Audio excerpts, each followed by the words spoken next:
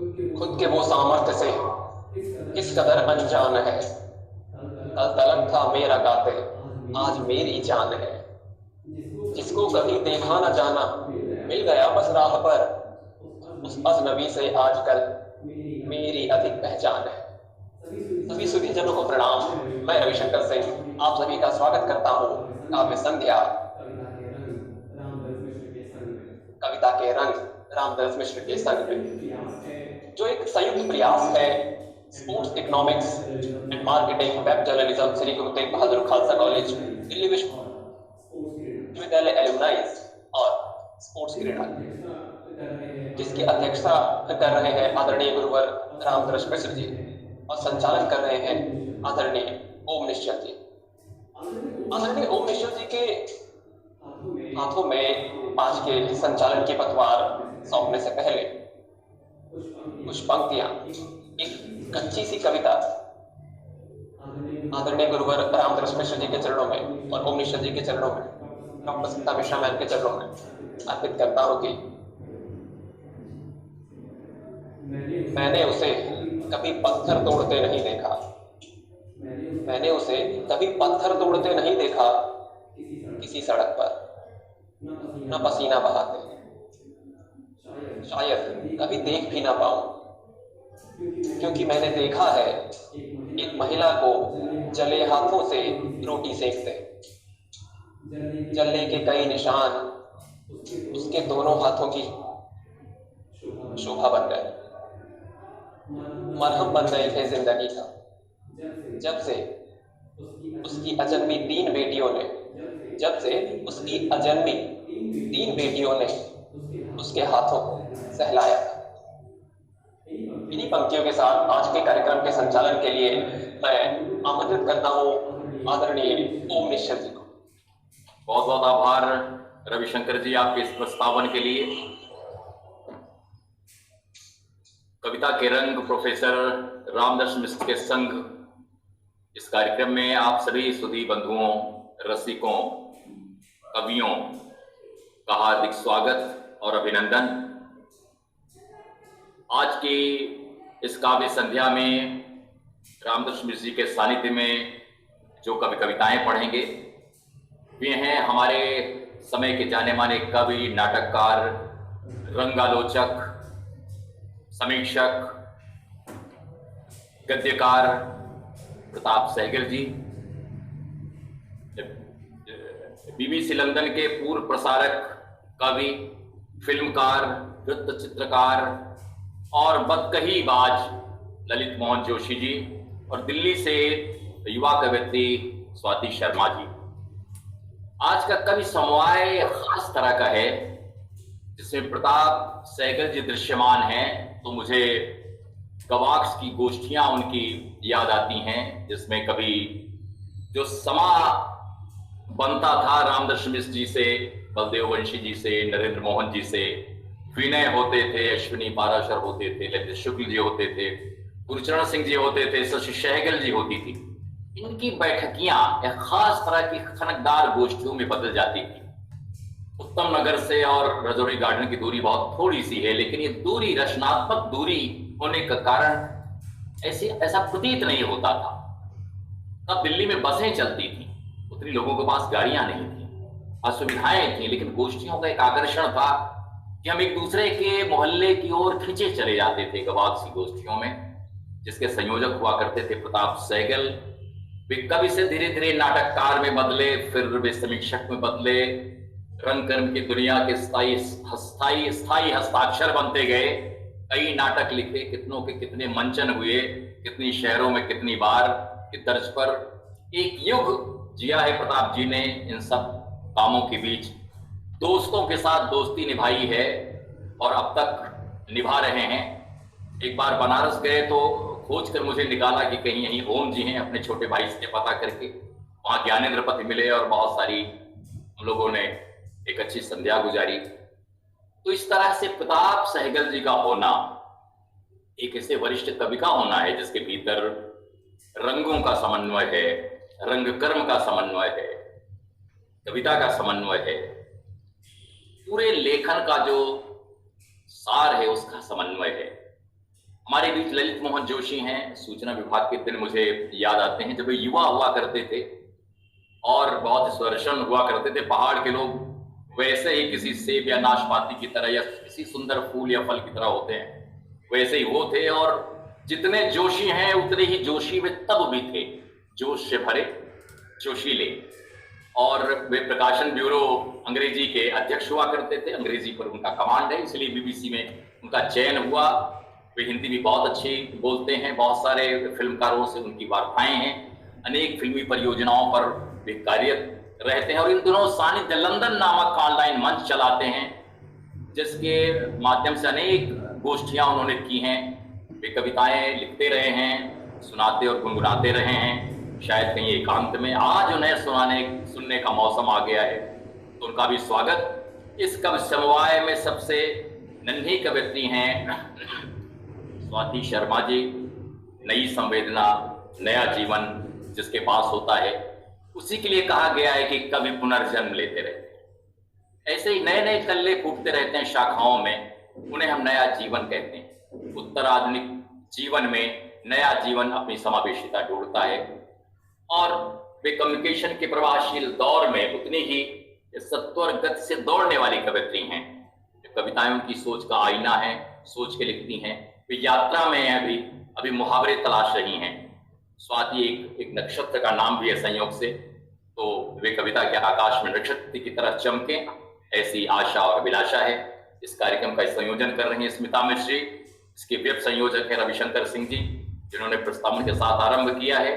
और आज का कार्यक्रम का शुभारंभ परंपरा के अनुरूप वेद मित्र शुक्ल के बांसुरी वादन से मंगल ध्वनि के बतौर डॉक्टर वेद मित्र शुक्ल दिल्ली विश्वविद्यालय के अध्यापक आपके सम्मुख और इस काव्य संध्या का एक सांगीतिक आगाज करते हुए वेद मित्र शुक्ल।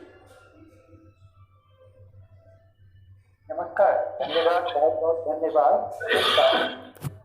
गुरुवर रामदरस मिश्र जी और माता जी को सादर प्रणाम। आपको सादर प्रणाम आमंत्रित सुंदर अच्छे शब्दों के साथ हम सबको यहाँ बुलाने के लिए। आज की मंगल ध्वनि में राग खमाज से जुड़ा हुआ एक धुन है, एक जुड़ी हुई धुन है, उसे प्रस्तुत करने की कोशिश कर रहा हूँ। जब हम लोग बचपन में सुबह अपने रेडियो ट्रांजिस्टर को खोलते थे तो हरिओम शरण जी की एक धुन वाह वाह, क्या धन्यवाद।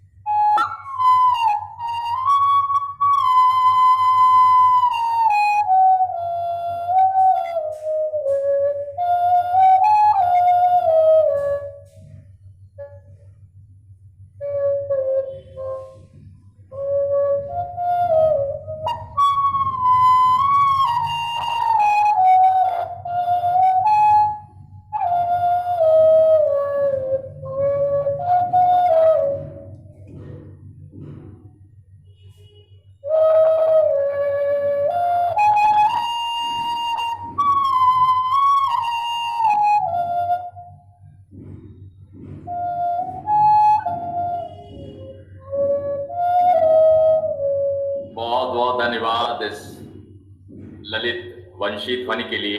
ये शायद ऐसी ही किसी ध्वनि को सुनकर देखकर या गायन को सुनकर देखकर किसी कवि ने कहा है,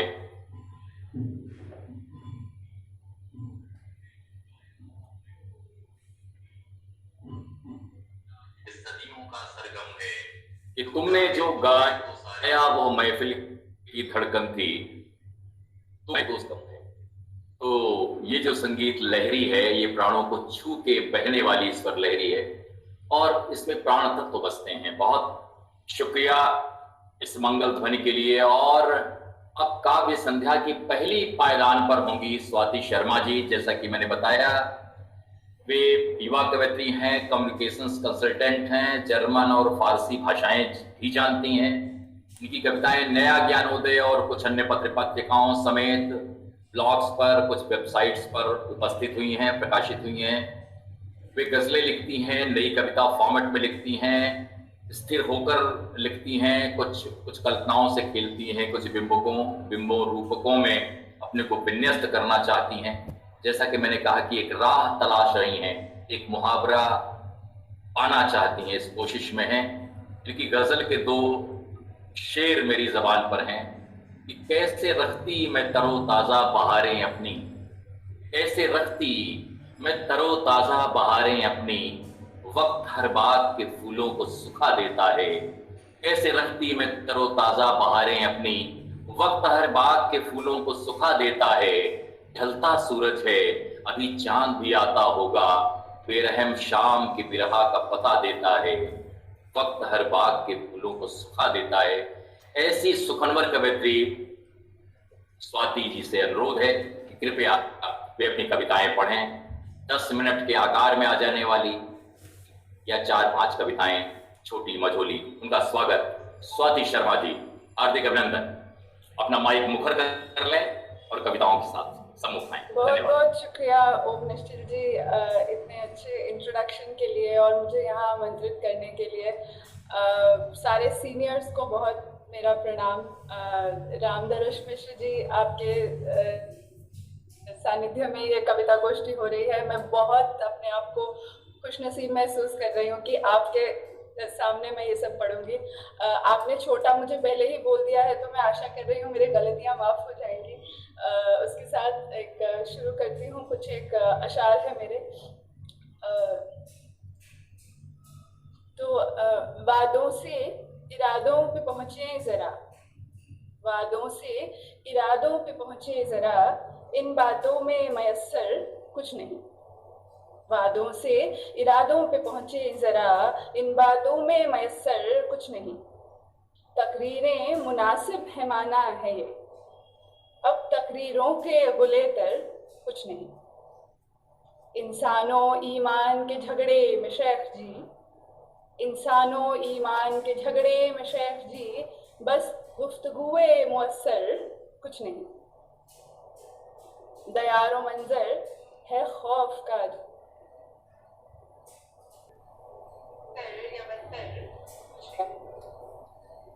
वक्त की बात है अगर वक्त पे छोड़ी, वक्त की बात है अगर वक्त पे छोड़िए, वक्त सा और रफू पर खुश नहीं। कह देने भर से कहा जाता नहीं, कह देने भर से भी कहा जाता नहीं, क्या कहें कहीं क्यों करें कुछ नहीं। गिरहे मन की खुलें दूर चलकर सही, गिरहे मन की खुलें दूर चलकर सही, फिर रास्तों के ये पत्थर कुछ नहीं। देखता आँख भर मुस्कुराता रहा, देखता दयारो मंजर है खौफ का जानिए, यहाँ शेर एक मुकर्रर कुछ नहीं। तकरारें नहीं हैं, दरारें नहीं, तकरारें नहीं कुछ नहीं। वक्त पेश और रफू पर कुछ नहीं। कह देने भर से गिरहे मन की खुलें जाती हैं। हालांकि नेचर के बारे में, अब सेल्फ एक्सप्लेनेशन के बारे में मैं लिखा करती हूँ। तो एक अगले कुछ एक शेर हाजिर है।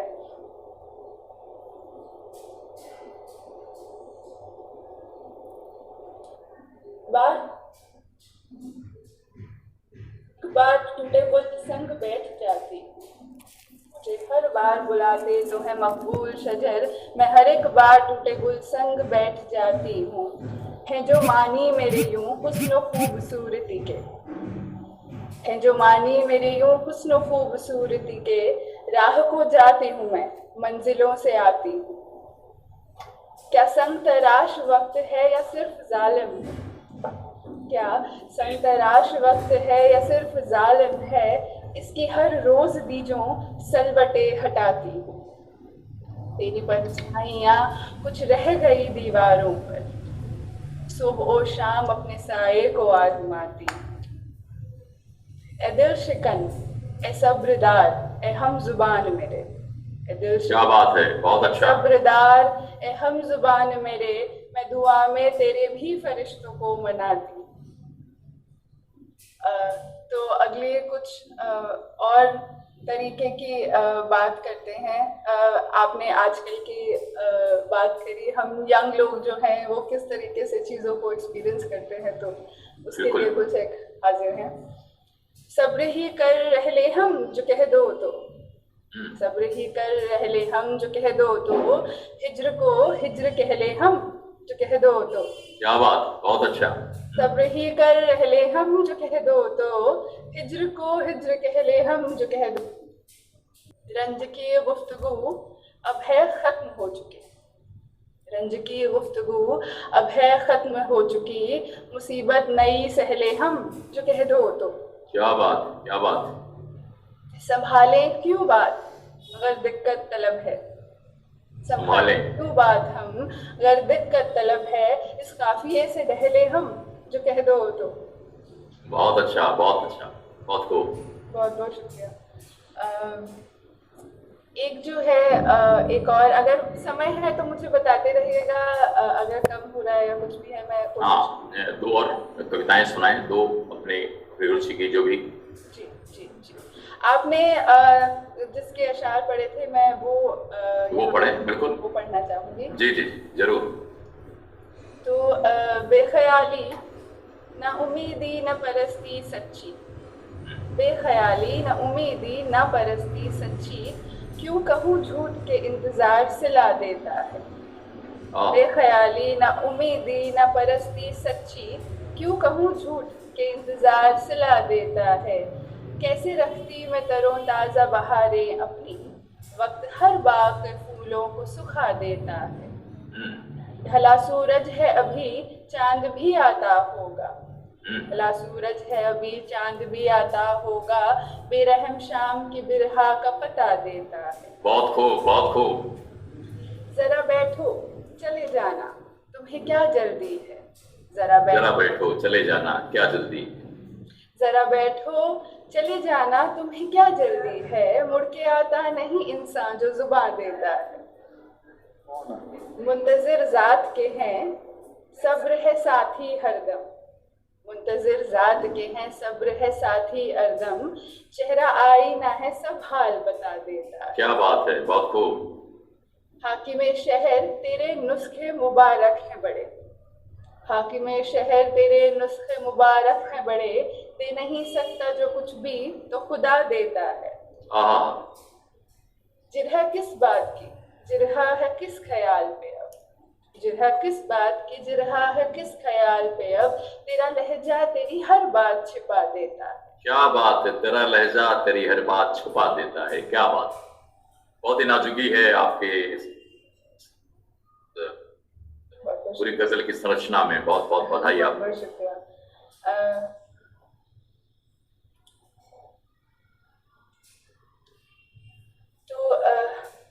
कुछ उम्मीद वाले अशार भी पढ़ देने चाहिए।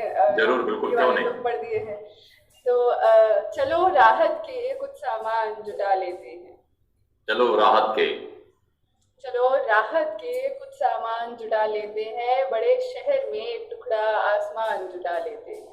क्या बात है, क्या बात। चलो राहत के कुछ सामान जुटा लेते हैं, बड़े इस शहर में एक टुकड़ा आसमान जुटा लेते हैं। टहनियों में फंसी धूप को आओ झाड़ें और बर्फीली दरारों में मकान जुटा लेते हैं। तेरे और मेरे मन की अंगीठियों को जलाकर जरा सी फूंक मारते हैं और जान जुटा लेते हैं। क्या बात है स्वाति जी, बहुत खूब। तेरे और मेरे मन की अंगीठियों को जलाकर जरा सी फूंक मारते हैं और जान जुटा लेते हैं। पुल बना करके फिर कागजी रवायतों पर, पुल बना करके इन कागजी रवायतों पर अपनी अलहदा ही एक उड़ान जुटा लेते हैं। फिसले जाते हैं मुट्ठी से रेत जैसे जो, फिसले जाते हैं मुट्ठी से रेत जैसे जो, जोड़ के हाथ वो अरमान जुटा लेते हैं। क्या बात है, बहुत खूब, बहुत खूब। दुखी होकर रहे शहर के शोरगुल में, दुखी होकर रहे शहर के शोरगुल में एक कोने में बयाबान जुटा लेते हैं। बहुत खूब, बहुत खूब स्वाति जी। हर गली कूचे में ये बिक जाएंगी, हर गली कूचे में ये बिक जाएंगी, आओ अफवाहों की दुकान जुटा लेते हैं। अफवाहों की दुकान जुटा लेते हैं, क्या बात है, बहुत खूब, बहुत खूब। हर गली कूचे में बिक जाएंगी, आओ अफवाहों की दुकान जुटा लेते हैं। जुल्म का शिकवा शिकायत है जो करने वाले, जुल्म का शिकवा शिकायत है जो करने वाले, साजिशों का क्या क्या सामान जुटा लेते हैं। साजिशों का क्या क्या सामान जुटा लेते हैं। हिसाब किताब तू करके बता देना, हिसाब किताब तू करके बता देना, दोनों की नीयत का उन्वान जुटा लेते हैं। क्या बात, बहुत अच्छा। तो अपनी प्रस्तुति को मैं विराम देना चाहूंगी, समय भी हो गया है। बहुत बहुत शुक्रिया आपके दाद के लिए और बहुत बहुत शुक्रिया सबका। बहुत खूब स्वाति जी, शुक्रिया आपका करना चाहता हूं, चूंकि एक नन्ही जान की गजल में इतनी जान थी और उसके हर शेर में ऐसी धड़कन थी। जितना नई कविता के फॉर्मेट में आप सहज दिखती हैं, उतना ही बंदिशों में लिखी जाने वाली चीजों में भी ऐसी धड़कन डाल देती हैं कि वो बिल्कुल इंसानी एक तरह की उसकी जो एक सत्वर गति है उसमें पैदा हो जाती है। सोचने की हमारी मशीन काफी तेज चलने लगती है। बहुत शुक्रिया आपका। और इस काव्य संध्या में हमारे बीच उपस्थित हैं बंधुओं ललित मोहन जोशी जी।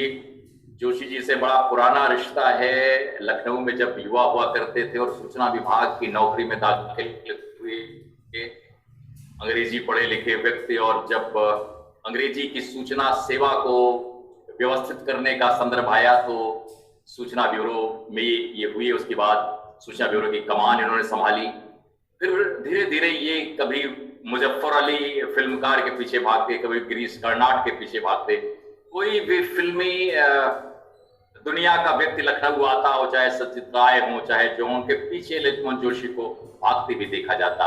इसका अर्थ ये था कि धीरे धीरे फिल्म की ओर प्रवृत्त हो रहे थे। और बाद के दिनों में जब BBC लंदन गए तो वहां पर इन्होंने अपनी प्रसारण कला को, अपनी आवाज को बहुत मांझा और वे वहां पर वृत्त फिल्में बनाई और एक फिल्म इतिहासकार के रूप में अपने को विकसित किया। रेडियो प्रसारक वे रहे और 2 दशकों तक वहां पर काम करने के बाद अब वे लंदन में व्यवस्थित हैं। वहां पर आज भी वे प्रसारक और पत्रकारी की भूमिका में रहते हैं और BBC टेलीविजन में बॉलीवुड और बस्ट के प्रोड्यूसर रहे हैं और कई वृत्त चित्रों का सह निर्माण और स्वतंत्र निर्माण किया है। लंदन के प्रतिष्ठित अखबार द गार्डियन और इंडिपेंडेंट और इंडिया टुडे वगैरह में लेखन भी करते रहे हैं और भारतीय प्रवासी पत्रिका गर्भनाल जो है उसके लंदन स्थित प्रतिनिधि भी हैं। इसके अलावा नवभारत टाइम्स, सुंदर भारत और लखनऊ में रहते हुए बहुत सारा काम किया लेखन का और बहुत सारे ब्लॉग्स और वेबसाइट्स पर इनकी उपस्थितियां हैं। अभी ये भारत के विश्वरंग की भोपाल की गतिविधियों से भी जुड़े हैं, भारतीय उच्चायोग की गतिविधियों से जुड़े हैं, यूके हिंदी समिति की गतिविधियों से जुड़े हैं और अनेक अपने लेखन कार्यों के लिए पुरस्कृत हुए हैं। साउथ एशियन सिनेमा फाउंडेशन इन्होंने लंदन में स्थापित किया, उसके स्थापक हैं, संस्थापक निदेशक जिसे कहते हैं। इस तरह से बहुत सारे काम करते हुए सिनेमा पर एक अथॉरिटी जिसे लंदन में कहा जाए एक लीजेंड के रूप में विकसित होने का इन्होंने प्रयास किया है और एक अपनी शख्सियत बनाई है। और आजकल कुमायूं के कवियों पर ये फिल्में बना रहे हैं। इसके अलावा सानिध्य लंदन जैसा मंच ये चलाते हैं जिसकी गोष्ठियां बहुत ही साहित्य, अदब, कला और संगीत इनके कारण लाजवाब दिखती हैं। इनकी कविता का एक अंश मुझे याद आता है। इनके भीतर एक कवि है, इससे मैंने बहुत देर से जाना, लेकिन जब मैंने जाना तो देखा कि वो बहुत संजीदा कलम है इनकी कविता में। और आपको इन पंक्तियों से इसका एहसास होगा, जिसमें लिखते हैं कि आज मैं पानी में भिगोए तुम्हारे मिट्टी के दियों की सूंधी महक में हूं। आज मैं पानी में भिगोए तुम्हारे मिट्टी के दियों की सूंधी महक में हूं। तुम जब सजा कर उन्हें जलाओगी, मैं हवा में टिमटिमाती थिरकती लौ बन जाऊंगा। भाग कर मेरे करीब तुम देखोगी, मैं बुझा तो नहीं, तुम्हारे हाथों के आशियाने में कुछ पल को ठहर जाऊंगा। आज मैं पानी में भिगोए तुम्हारे मिट्टी के दियों की सौंधी महक में हूं। ऐसी सौंधी महक जो दिए की रोशनी में महसूस करता है कोई कवि, जाहिर है कि उसके बिंबों की लड़ियां ऐसे ही प्रकाशमान होती हैं और वे हमारे हृदय के अंधेरों में उजाला भरती हैं। ऐसे उजाला भरने वाले कवि ललित मोहन जोशी जो BBC लंदन से जुड़े रहे हैं और लंदन से यहाँ पर ज्वाइन कर रहे हैं। ये काव्य संध्या जिसको सानिध्य प्रदान कर रहे हैं प्रोफेसर रामदास मिश्र जी, हिंदी विश्व के जाने माने हस्ताक्षर। तो ललित मोहन जोशी का सादर आमंत्रण उनके कविता पाठ के लिए। स्वागत। नमस्कार, नमन आप सभी को। ओम निश्चल जी, बहुत बहुत धन्यवाद मुझे अवसर देने के लिए। हालांकि आप मेरे बहुत पुराने मित्र हैं और हम लोगों ने साथ में काम किया है, सूचना विभाग में चर्चा आप कर चुके हैं। सबसे पहले मैं प्रणाम करता हूं पंडित रामदर्श मिश्र जी को, और ये मेरा बहुत सौभाग्य है कि आज मैं अपनी बिल्कुल जो कहता हूं नगण्य कविताएं आपके सामने प्रस्तुत करूंगा और आपका आशीर्वाद चाहूंगा। और साथ में मुझे बहुत खुशी है कि प्रताप सहगल जी यहाँ पर हैं और स्वाति शर्मा जी की कविताएं बहुत अच्छी थी, बहुत आधुनिक कविताएं हैं, बहुत अच्छा एक्सप्रेशन है। आपको बहुत बहुत बधाई स्वाति जी और स्मिता जी और जितने भी लोग यहाँ हैं। तो बिना किसी और बात को कहे आपने मेरी एक बहुत ही प्यारी कविता पढ़ दी अब, लेकिन मैं एक और छोटी सी कविता पढ़ूंगा, स्पंदन, जिसको कि मैं अपनी एक प्रेम कविता कहता हूं। तो आप सुने। जी जी, स्वागत आपका। इसमें जो इमेजरी है वो फॉसिल्स की है। आप देखें, फॉसिल प्लांट्स होते हैं चट्टानों में, फूल और पेड़ वो रह जाते हैं सदियों तक, तो उसी से मैंने लिया है इसको। जी जी। तब स्पंदन थे हम, तब स्पंदन थे हम, अब इस चट्टान की तह में जड़े सूखे पत्तों के जीवाश्म हैं। तब स्पंदन थे हम, अब इस चट्टान की तह में जड़े सूखे पत्तों के जीवाश्म हैं, समीप, शाश्वत, अजर। तो ये मेरी पहली कविता है। मैं चूंकि अपने को प्रोडक्ट मानता हूँ इलाहाबाद का, लखनऊ का और कुमायूं का, तो एक कविता मैंने लखनऊ पे लिखी यहीं कुछ वर्ष पहले, जो कि जिसको कि मैं एक प्रेम कविता ही कहता हूं। लखनऊ अब भी छलकते हैं मेरे भीतर, तेरे वो राज, वो लम्हे, चोरी से लिखे खत, बचपन की वो मसली हुई पहली मोहब्बत, महानगर की वो अमलतास सुबहें, यादों की वो उदास शामें, 50 बरस बाद आज भी उतरती हैं मेरे भीतर न जाने क्यों। एक और कविता है। बहुत अच्छा, बहुत अच्छा, बहुत बहुत शुक्रिया, धन्यवाद ओम जी। एक और कविता है जो कि मैंने इलाहाबाद की यादों पर लिखी है। जी जी। इस कविता का शीर्षक है गंगा। गंगा आज भी तेरी याद मुझे हजारों मील दूर से उस भीमकाय हनुमान के पास खींच लाती है, जहां मेरी कई मन्नतें उसने लेटे लेटे सुनी थी। जी। गंगा आज भी तेरी याद मुझे हजारों मील दूर से उस भीमकाय हनुमान के पास खींच लाती हैं, जहां मेरी कई मन्नतें उसने लेटे लेटे सुनी थी। आज भी तू चाहे तो मेरी आंखों में कैद बेरोजगारी की वो मस्ती देख सकती है। आज भी तू चाहे तो उन डुबकियों के बाद मेरे जिस्म में सूखे बालू और माथे में खींचे चंदन की महक महसूस कर सकती है। बहुत अच्छा। आज भी तू चाहे तो उन डुबकियों के बाद मेरे जिस्म में सूखे बालू और माथे में खिंचे चंदन की महक महसूस कर सकती है। आज भी संगम से महात्मा गांधी मार्ग तक की वो लंबी सुनसान दरख्तों वाली सड़क मेरे भीतर जिंदा है। एक छोटी कविता है पेड़। यहाँ अक्सर यहाँ पर एक पार्क है, ऑस्ट्रेलिया पार्क, जहाँ हम जाते हैं, जहाँ बहुत पेड़ नजर आते हैं। तो उसी पर एक कविता है, पेड़ तुमसे सीखना है झूमना। जी जी, स्वागत। पेड़ तुमसे सीखना है झूमना, छाह देना बराबर आसमां को देखना। पेड़ तुमसे सीखना है झूमना, छाह देना बराबर आसमां को देखना। रहना अविचलित और सीधा रखना रीढ़ को। एक छोटी सी कविता है एकांत। मैं एकांत बनना चाहता हूं, मैं एकांत बनना चाहता हूं। एकांत कभी निराश नहीं करता, उससे मोह भंग नहीं होता, अपेक्षाएं नहीं होती, अकेलापन नहीं होता, आत्मसात कर लेता है एकांत। मोक्ष सा है एकांत, मैं एकांत बनना चाहता हूं। एक और छोटी कविता है एहसास। न छूना न पास आना न देखना मुझे, न छूना न पास आना न देखना मुझे, उन आंखों से बस यूं ही रहना, एक एहसास आसपास। एक कविता मैंने इस बीच में, जब से कोरोना का प्रकोप आया है, तो बहुत सारी कविताएं, कुछ कविताएं कोरोना पे लिखी। एक खास कविता जो मैंने कोरोना पे लिखी, वो हमारे कुमाऊं में एक जागर की परंपरा है, जिसमें किसी एक व्यक्ति के अंदर देवता आ जाता है और उसके बाद वो बहुत सारी भविष्य की बातें बता सकता है, साइकोलॉजिकली भी वो बहुत सारी चीजें कर सकता है। तो उसका रूपक लेते हुए कोरोना पर मैंने एक कविता लिखी। तो ये कविता प्रस्तुत है आप सबके सामने। जी जी, स्वागत। कविता के शीर्षक है बिना जागर का देवता। तो जागर वो एक तरह का जो प्रोसेस है।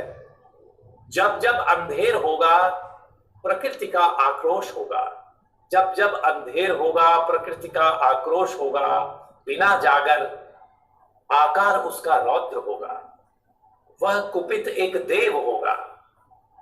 जब भी वो आया बिना लाग लपेट, जब भी वो आया बिना लाग लपेट, सबको रौदा उसने। देखो उसकी आंखों में पट्टी है, देखो उसकी आंखों में पट्टी है। शी जिनपिंग, ट्रंप और मोदी नहीं दिखते उसे, शी जिनपिंग, ट्रंप और मोदी नहीं दिखते उसे। वो समा जाता है बोरिस जॉनसन के भीतर, वो समा जाता है बोरिस जॉनसन के भीतर। सुरसा का खुला जबड़ा है, एक हनुमान को छोड़ सोख लेता है सारे डॉक्टर नर्सों को। एक हनुमान को छोड़ सोख लेता है सारे डॉक्टर नर्सों को। अपने भीतर क्यों दिखाता है ये रौद्र रूप? कृष्ण की तरह प्रतीक्षा करो, प्रतीक्षा करो किसी तरह ये अपनी काली जीभ भीतर कर ले। प्रतीक्षा करो पाँव फटने की, अब कभी इसे मत छेड़ना। ये कविता है। एक बस अंतिम कविता अगर आप अनुमति दें ओम जी, तो मैं पढ़ दूं। बिल्कुल सुनाएं, बिल्कुल सुनाएं। ये करीब 30-35 साल पुरानी कविता है। मैं इलाहाबाद विश्वविद्यालय से निकला था। ये एक प्रेम कविता है। अच्छा। और एक खास एक रिश्ते पर लिखी कविता है। और कविता का शीर्षक है स्वयमेव। जी। किसी ने कुछ न किया हो, किसी ने कुछ न किया हो, सब स्वयमेव हुआ हो, कर्म साहचर्य से जब भावनाएं बद गई हो, अचेतन ने जिसे खोजा हो वही मिल गया हो। कर्म साहचर्य से जब भावनाएं बद गई हो, अचेतन ने जिसे खोजा हो वही मिल गया हो। भावनाओं और अनुभूतियों को बांटने का एक चिरसाध, एक संवेदना, एक प्रेरणात्मक स्पर्श जिसमें शायद सर्वस्व समा सके, एक भावना, एक अपनत्व जो निर्जीव मृत चेतनाओं में प्राण फूंक सके, कल्पनाओं को सजीव माध्यम दे सके। पर क्या ये हो सकेगा? क्या ये सुखद परिवर्तन हो सकेगा? बहुत बहुत धन्यवाद। बहुत खूब रचना जोशी जी, छोटी छोटी कविताएं आपकी भी बिल्कुल अनुभव के स्फुलिंगों की तरह हमें व्याप रही हैं। हमें बहुत ही एक खास तरह का अनुभव है, और हर कवि जैसे द्वितीय होता है, उसकी चेतना द्वितीय होती है, उसका सोचना द्वितीय होता है, उसका लिखना द्वितीय होता है, उसका वाचना द्वितीय होता है। सब कुछ अनूठा होता है इस प्रकृति में। हर इकाई अपने आप में नई है, नूतन है। वो नहीं रहती तो वो पूरी प्रजाति समझिए नष्ट हो गई। उसके गुणसूत्र उसके अपने होते हैं। तो इस तरह से जो आपने कविताएं सुनाई हैं, वे कोई और दूसरा नहीं लिख सकता। इलाहाबाद को जीना, लखनऊ को जीना, अभी प्रताप सेगल जी यहाँ पर हैं, जो न केवल दिल्ली बल्कि ये पाकिस्तान से होकर आए, और कितने सारे अनुभवों का जो तार है जुड़ा हुआ है। ये केवल ऐसा नहीं कि जहां से आप रिलेट करते हैं, संबंधित होते हैं, वह केवल इकाई नहीं है, वो हमारे जीवन के अनुभव का एक हिस्सा होता है, सांस्कृतिक अनुभव का हिस्सा होता है। अभी प्रभात पांडे जी यहाँ पर हैं, वो लखनऊ पर एक बड़ा काम कर रहे हैं, और आपने जब लखनऊ की कविता सुनाई तो उन्होंने एक ऐसी टिप्पणी डाली कि लखनऊ तो भाई लखनऊ, यानी कोलकाता में रह रहा व्यक्ति लखनऊ की ऐतिहासिकता से और उसकी खुसूसियत से प्रभावित होता है। तो जाहिर है कि आपकी जो कविताएं हैं वो बहुत एक नए आस्वाद की कविताएं हैं। बहुत बहुत स्वागत, अभिनंदन आपका इस काव्य संध्या में अपना ललित रंग भरने के लिए। बहुत स्वागत और बहुत आभार। और अब आज के वरिष्ठ कवि, और जाहिर है कि इस कविता समवाय में हिंदी के कविजनों के बीच अग्रज कवि प्रताप सहगल, जैसा कि मैंने कहा कि वे कवि, नाटककार, आलोचक, कथाकार, रंग समीक्षक, वे सब कुछ हैं। और वे पश्चिम पंजाब में कभी जन्मे, जो कि पाकिस्तान में है, और वे दिल्ली से पढ़े लिखे और यहाँ पर प्रोफेसर पद से वे सेवानिवृत्त हुए। लेकिन इन सब के बीच जो जीवन और जीविका है, उसके बीच उनका संतुलन बनाने का जो तौर तरीका रहा है, वो रहा है कि कविताएं लिखी। तो मूलतः प्रताप सहगल जी एक कवि थे, कवि हैं और कवि रहेंगे। लेकिन बीच में जैसा कि मैंने कहा कि उन्होंने नाटक लिखे, रंगकर में वे दाखिल हुए, रंग समीक्षाओं का मार्ग प्रशस्त किया, बहुत सारी नई टोलियां, नए रंगों, इस रंगन की दुनिया के नए हस्ताक्षरों को उन्होंने अपना समर्थन दिया। ये सब करते हुए उनके लगभग 8-9 कविता संग्रह हैं। सवाल अब भी मौजूद है, आदिम रात, अंधेरे में देखना, छवियां और छवियां एक दूसरे से अलग अलग होने के बावजूद, इस तरह से तमाम इनके जो ये कविता संग्रह हैं, लगभग 10 के लगभग ये कविता संग्रह हैं, और 7-8 नाटक, अनेक रेडियो धारावाहिक और एकांकी और रेडियो नाटक। इस तरह से एक उपन्यास भी उनके खाते में है, अनहद और प्रियकांत, 2 उपन्यास हैं। बहुत सारे अच्छे रिपोर्टाजों का कलेक्शन इनका है, इनका कहानी संग्रह है। और आलोचना में, जैसा कि मैंने कहा कि रंग समीक्षा के क्षेत्र में,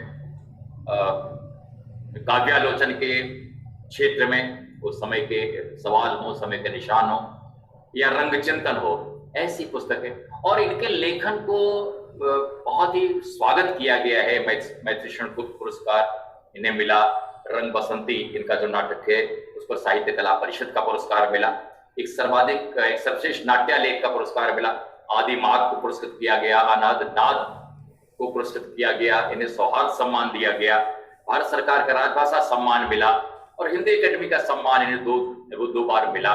रोटरी क्लब राजभाषा सम्मान, ये तमाम सम्मान इस बात के साक्षी हैं कि प्रताप सहगल जी ने, ये तो आंकड़े हैं, कभी भी आंकड़े की भाषा में हम किसी कवि की गंभीरता और उसकी चेतना को व्याख्यायित नहीं कर सकते, क्योंकि आंकड़ों की अपनी जुबान होती है। लेकिन जो सच्चा कवि है वो बार बार आंकड़ों की फिसलन से बाहर आ जाता है। और इसी तरह प्रताप सहगल हैं। हिंदी आलोचना का एक दारिद्र्य अवश्य है, जैसा कि मैं देखता हूं, मैं अपने को भी कटघरे में खड़ा करता हूं कि जब 8वें दशक के कवियों की चर्चा होती है तो 2-4 नामों को छोड़कर हम उन नामों पर विचार नहीं करते जिन्होंने काफी काम किया 8वें दशक की कविता को उसका चेहरा देने में। उसमें प्रताप सहगल भी एक है। और एक समय लंबी कविताओं के रचना विधान और विचार कविता की स्थापना में इनकी बड़ी भूमिका रही। आज हमारे बीच है, मैं कोई नई कविता फॉर्मेट का कवि ही समझता था, लेकिन आज खंगालने पर पता चला कि इनके भीतर एक शायर भी है जो कभी कभी गुनगुनाता है। और एक ऐसी गजल बरामद हुई जो यहाँ पर रामदर्श जी हैं, तो उसी गजल की चंद अशार यहाँ पेश करके मैं सहगल साहब से आग्रह करना चाहता हूं कि वे आए। तो वो उसके चंद अशार हैं कि शेर के कि जब भी तुमने किया गिला होगा एक समंदर वहीं हिला होगा, जब भी तुमने किया गिला होगा एक समंदर वहीं हिला होगा, बात कुछ यूं भी वही और यूं भी अपना ऐसा ही सिलसिला होगा, बंद घाटी में शोर पंछी का गुल कहीं दूर पर खिला होगा। क्या खूब है, बंद घाटी में शोर पंछी का गुल कहीं दूर पर खिला होगा, दूर कुछ संतरी खड़े से दिखे। क्या चित्र है, दूर कुछ संतरी खड़े से दिखे, किसी लीडर का ये किला होगा, किसी लीडर का।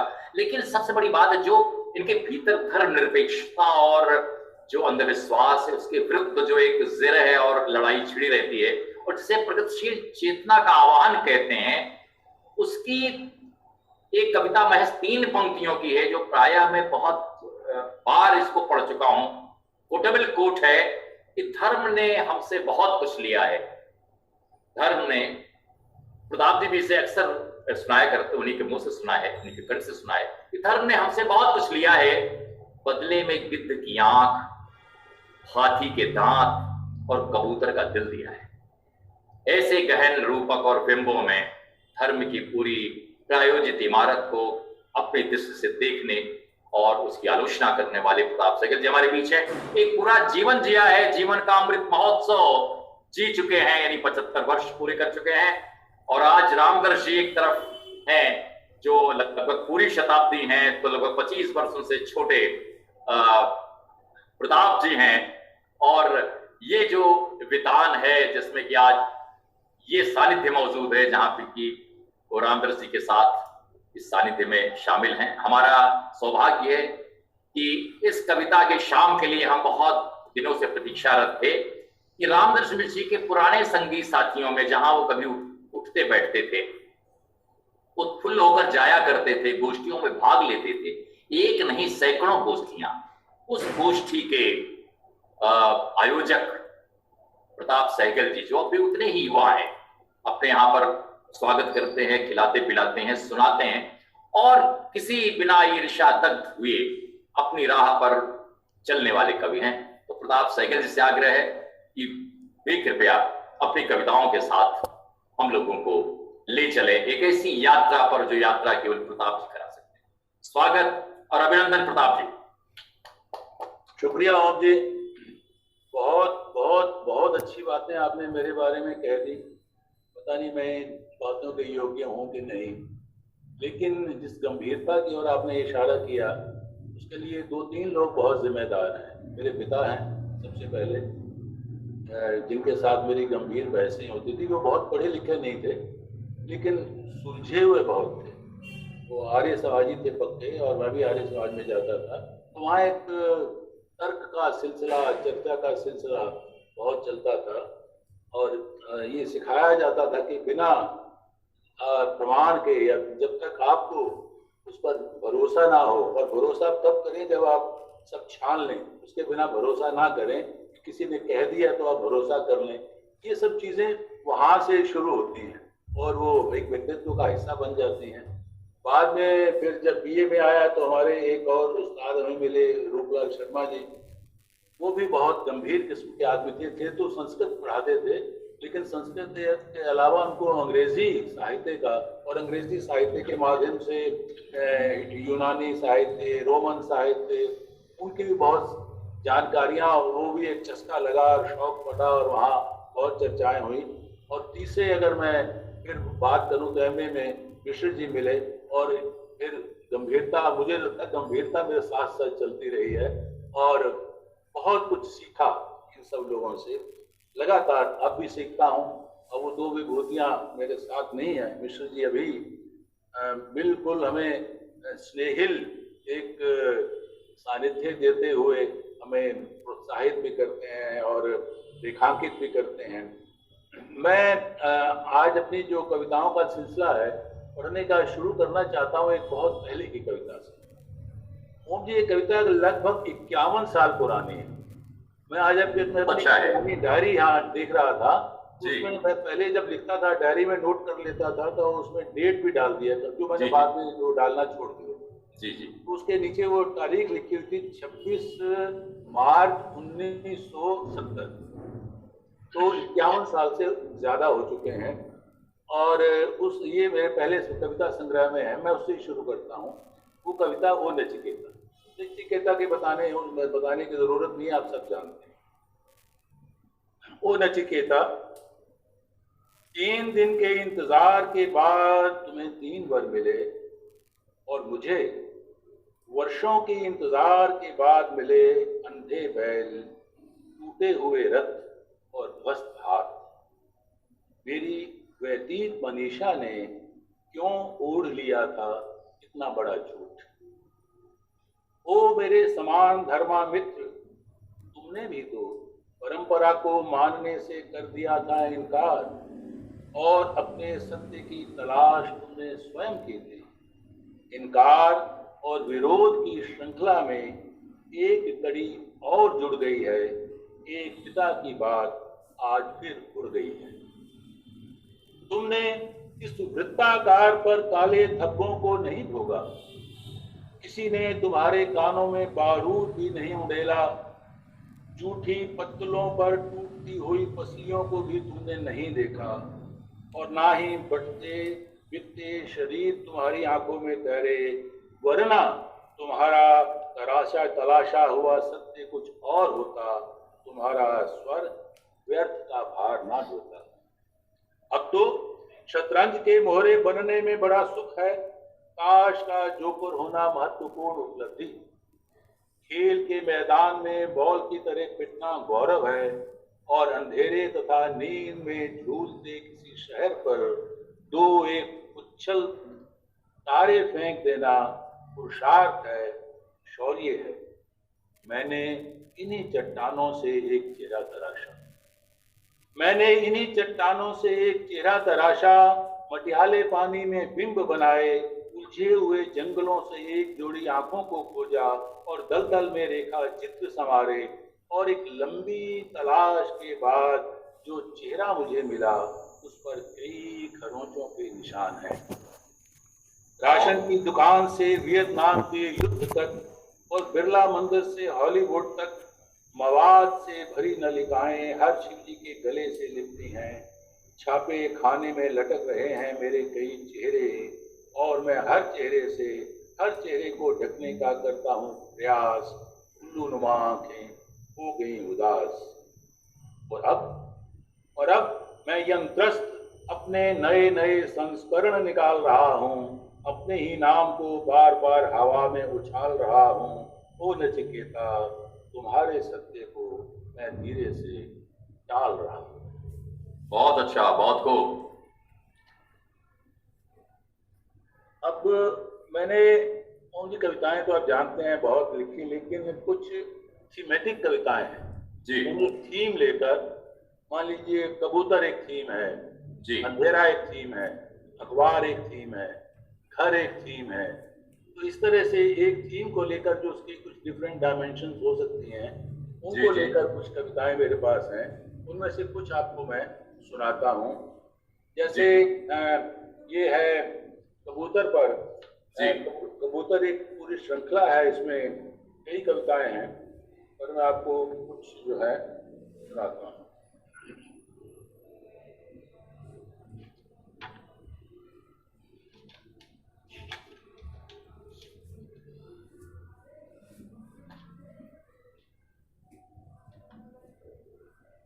ये जी कबूतर और मैं। जी। मेरे घर के आंगन में एक कबूतर आकर बैठ गया, पास, बिल्कुल पास। मैंने उसे बाजरा खिलाना चाहा, वह फुर्र से उड़ गया। फिर कोई और कबूतर आकर बैठा, उससे मैंने संवाद करना चाहा, वह भी फुर्र से उड़ गया। इस तरह से जो भी कबूतर मेरे पास आता, वह मुझे हरकत में आते देखते ही फुर्र हो जाता। ये मेरे लिए परेशान कुन बात थी। प्यार तो बांधता है, प्यार तो जोड़ता है, फिर हर कबूतर मेरे पास आते आते फुर्र क्यों हो जाता है। तभी मुझे बचपन में सुनी एक बहेलिए और बहुत सारे कबूतरों की कहानी याद आई। आदमी कब बहेलिया हो जाए, कबूतर को क्या पता। शायद हर कबूतर ने उस बहेलिए की कहानी सुन ली है, पीढ़ी दर पीढ़ी, जिसने दाना डालकर बिछाया था जाल और कबूतर को कबूतर होने से भी महरूम कर दिया था। तभी से शायद कबूतर ने आदमी पर विश्वास करना छोड़ दिया। बहुत अच्छा सर। इसकी एक और है, कबूतर और मैं का ये एक और, जैसे इसी थीम पर है। जी जी। मेरे घर के बड़े से ड्राइंग रूम के बाहर एक मध्यम कद का कूलर टंगा है। गर्मियों की तपन को सोख कर हल्की हल्की ठंडी थपकियां देता है वह मध्यम कद का कूलर। सर्दियां जब उतरती हैं आंगन में, तो इसे झाड़ बुहार कर वहीं छोड़ दिया जाता है कि वह भी आराम करेगा अगली गर्मियों तक। होली निपटते ही हर साल की तरह इस बार भी गर्मी दरवाजे के बाहर बैठी है। इस इंतजार में ना भी खोलूं दरवाजा, तब भी वह दरवाजों की चीथों से प्रवेश कर ही लेगी। तैयारी जरूरी है कि उसे घर में आराम से बिठा सकूं। जरूरी है कि आराम फरमाते मध्यम कद कूलर को समझाऊं कि उसके हरकत में आने का समय आ गया है।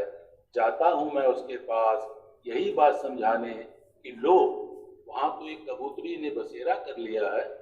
कुछ तिनकों की सेज बिछाकर उस सेज पर दो छोटे छोटे अंडों में क्या होगा, अंडों में करवट लेने बहुत अच्छा तैयार से जुड़कर भी रहे हैं वो जीवन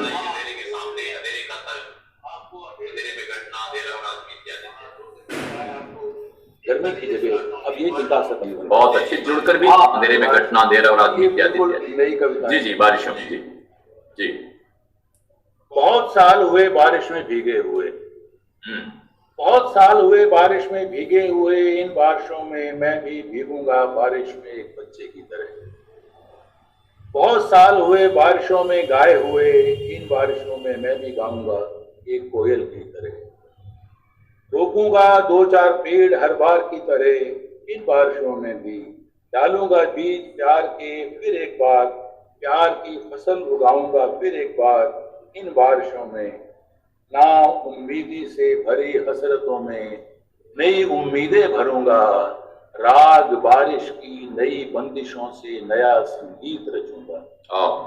इन बारिशों में नाचूंगा बारिश के गीतों पर, नया अर्थ दूंगा इस बार बारिशों को। बहुत साल हुए बारिशों के साथ जीना सीखूंगा इस साल नई तरह से। बहुत अच्छा, बहुत खूब। बारिश में बच्चा, बारिश की पहली बूंद को बच्चा अपनी हथेली पर लेता है, उलसता है बच्चा। बारिश की पहली बूंद का सुख सिर्फ बच्चा ही जानता है। बूंदें बूंदें और मूसलाधार किलकता है बच्चा, बुलाता है मुझे अपनी ओर। मेरे अंदर बैठा था जो बच्चा यकायक जाग जाता है। बारिश के संगीत को अपनी आत्मा में भर मोर सा नाचता है बच्चा।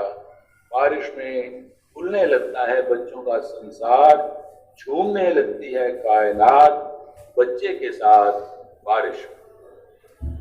बहुत खूब, बहुत खूब। एक ऐसी है, बारिश सदा सुख नहीं देती। बारिश बिना बारिश सदा सुख नहीं देती। हाँ, बारिश सदा सुख नहीं देती जी। बारिश सदा सुख नहीं देती, दुख भी देती है बारिश।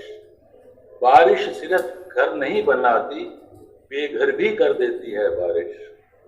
बारिश सिर्फ उगाती नहीं, बहा भी ले जाती है बारिश। लाशे और तांडव का संसार एक साथ रचती है बारिश। तरह तरह के खेल खेलती है बारिश। बारिश एक यथार्थ है और एक तिलस्म भी।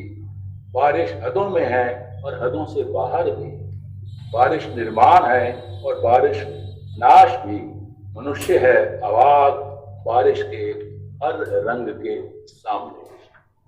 अब ऐसे ही और है, लेकिन वो नहीं सुना रहा। अंधेरे सीरीज में से आपको सुनाता हूँ। इसमें से भी 2 कविताएं सुनाता हूँ। सीरीज ये भी 6-7 कविताएं, 2 सुनाता हूँ जी। अंधेरे के सामने। मेरे सामने अंधेरे की दीवार थी, मैं उसे गिरा सकता था। मेरे सामने अंधेरे की दीवार थी, मैं उसे गिरा सकता था, फलांग भी सकता था उसे।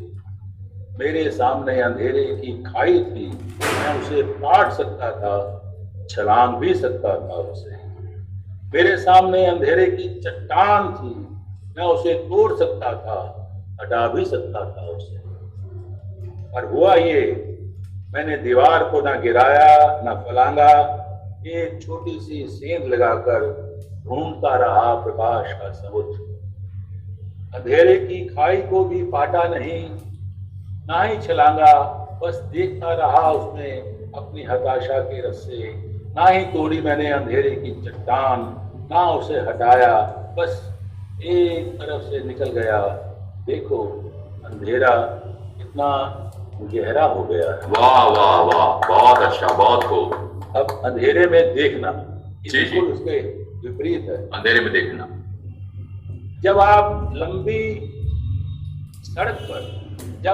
एक लंबी सड़क पर चलते चलते थक जाएं, फिर भी रुके नहीं और आपके तलुओं से संगीत सुनाई देने लगे।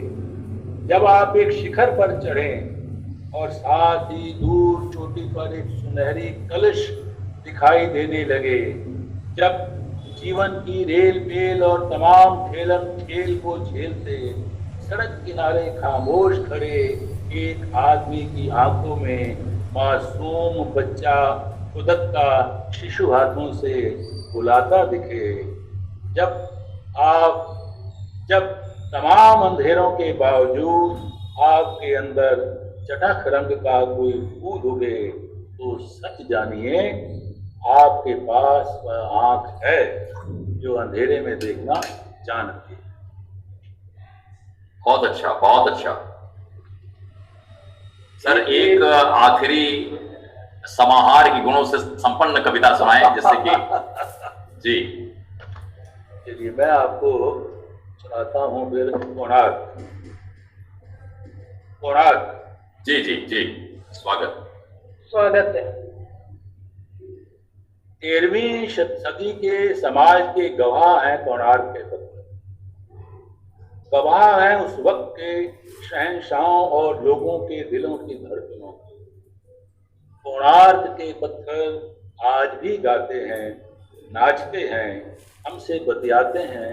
कोणार्क के पत्थर वक्त बताते हैं। कोणार्क के पत्थर सिर्फ बताते ही नहीं, पहचानते भी हैं वक्त की नब्ज। पहचानते ही नहीं, बयान भी करते हैं स्थपतियों की अंदर की दुनिया के अक्स। कोणार्क के पत्थर रत्तासाओं की थिरकनों का अर्थ है उनकी कलाओं और विवशताओं का।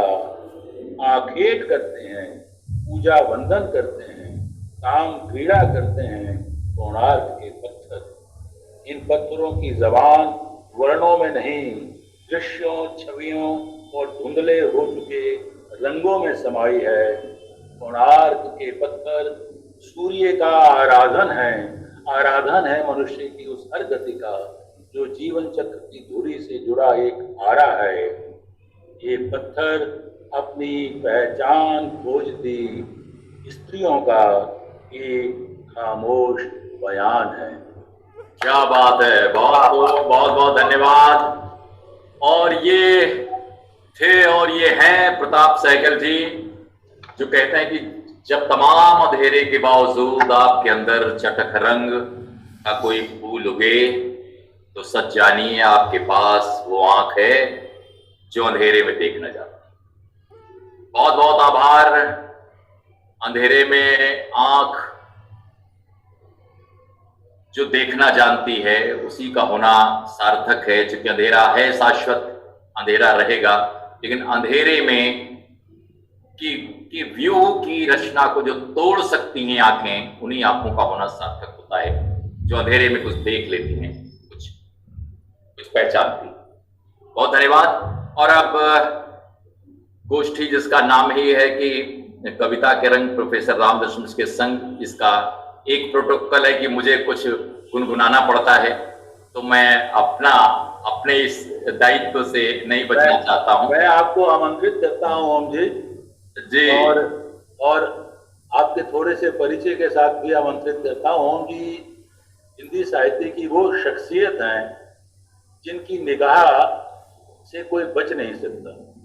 बिल्कुल हर तरफ इनकी निगाह रहती है, कहाँ क्या लिखा जा रहा है, कौन सी विधा में क्या लिखा जा रहा है, कौन क्या लिख रहा है, और कौन से प्रश्न साहित्य में आ रहे हैं, नए से नए प्रश्नों से टकराते हैं। कोई व्यक्ति आपको बताइए हिंदी साहित्य में कोई ऐसा व्यक्ति हो जिसने 1000 से अधिक समीक्षाएं लिखी। 1000 से समीक्षाएं लिखने का अर्थ है पूरा एक समीक्षा शास्त्र, एक पूरा सौंदर्य शास्त्र उसकी रचना हो जाती है जैसे। और ये समीक्षाएं भी कोई चलताओ नहीं लिखते, बिल्कुल अगर कविताओं के है तो उसके अंदर खोलते हैं, पूरे बिंबों को, प्रतीकों को खोलते चले जाते हैं। मैंने कई बार इनकी समीक्षाएं पढ़ी हैं और इनकी समीक्षाओं को पढ़कर इच्छा होती है कि अब ये कविता संग्रह देखा जाए, उसको खरीदा जाए और पढ़ा जाए। तो ये एक बड़ी उपलब्धि होती है किसी भी कवि समीक्षक की, क्योंकि वो स्वयं कवि हैं। गीत, नवगीत बहुत बढ़िया इन्होंने लिखे हैं, मुझे नहीं पता क्या सुनाएंगे।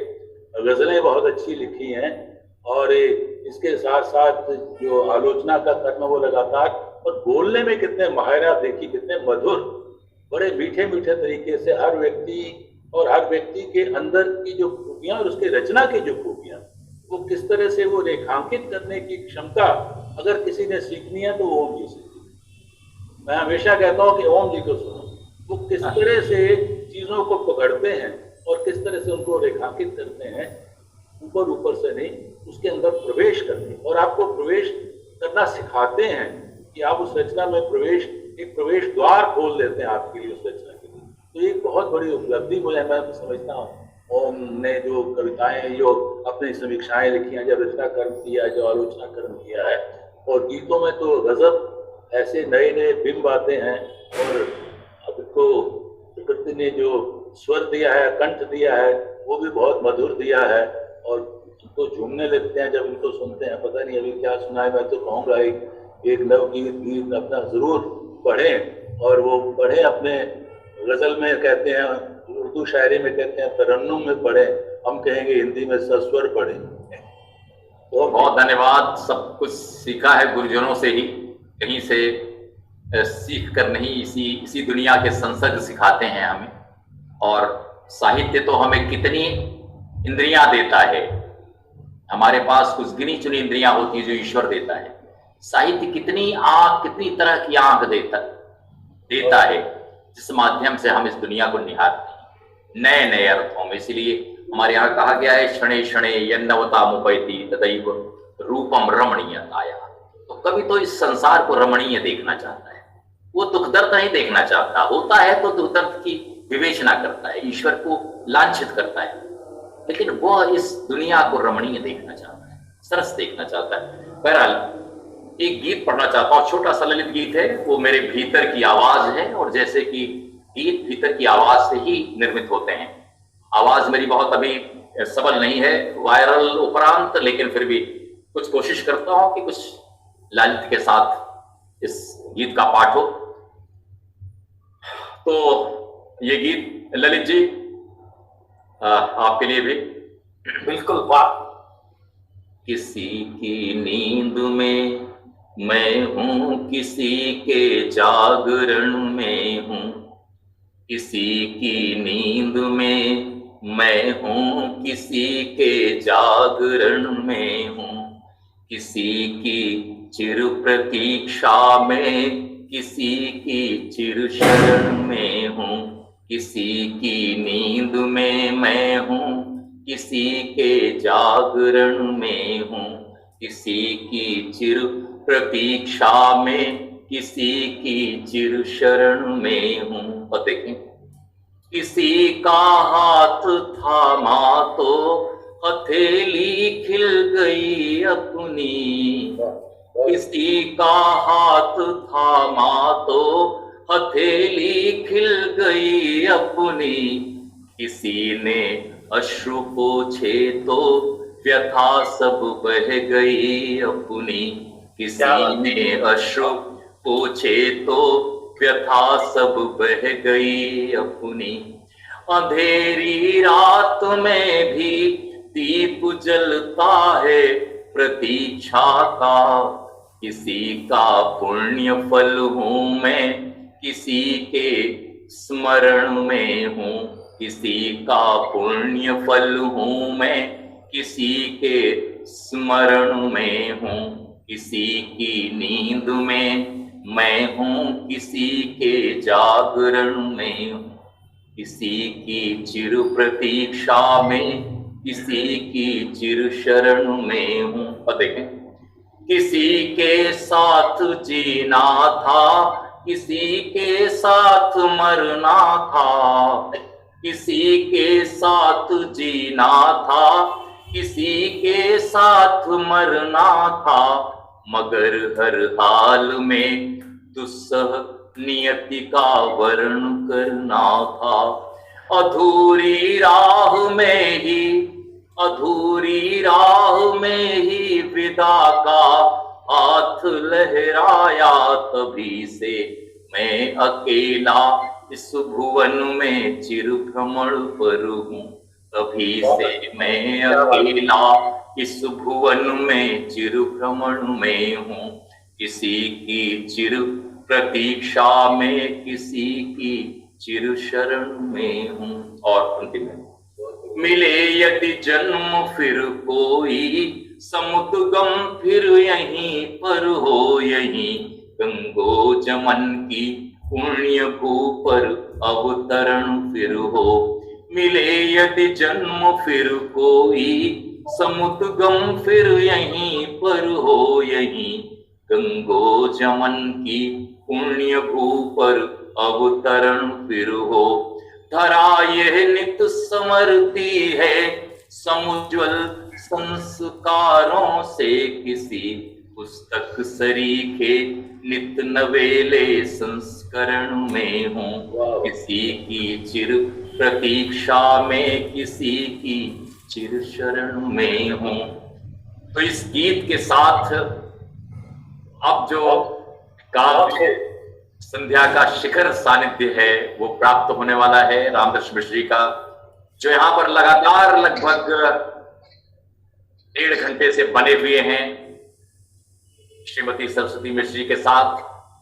साथ ही वे इस काव्य संध्या का संचालन कर रही हैं और वे प्रस्तुत हो रहे हैं कि हम सबको संबोधित करें, कुछ सुनाएं अपने रचनात्मक कोठार से, जो नित्य नया रचते रहते हैं और कितना कुछ रच चुके हैं। एक संसार ईश्वर रचता है तो दूसरा संसार कवि रचता है।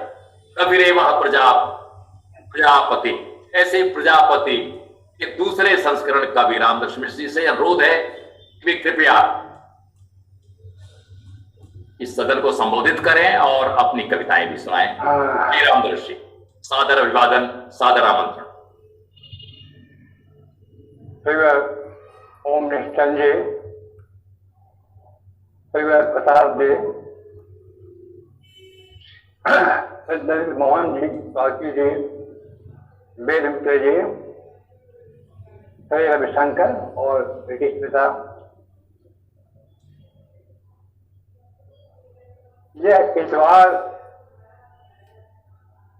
प्रतीक्षा बन गया है।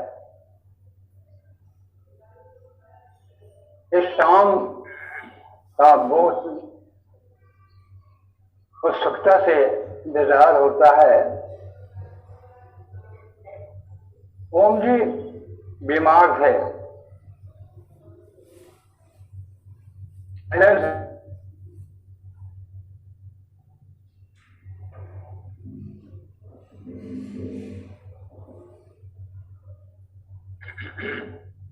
कहा गया इस बार से इतना जुड़ गया है, उनके भीतर इतना समा गया है कि अपनी बीमारी की चिंता न करते हुए कहा कि नहीं ये होगा, हर हाल में ये होगा, कहीं कोई रुकावट नहीं आएगी।